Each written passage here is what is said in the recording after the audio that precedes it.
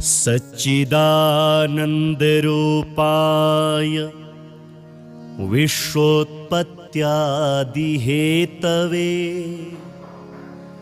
तापत्रय विनाशाय श्रीकृष्णाय वयं नुमः। यं प्रव्रजन्तमनुपेतमपेतकृत्यं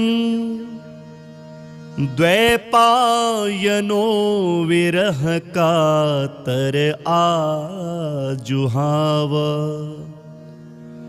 पुत्रेति तन्मयतया तरवोऽभिनेदुस्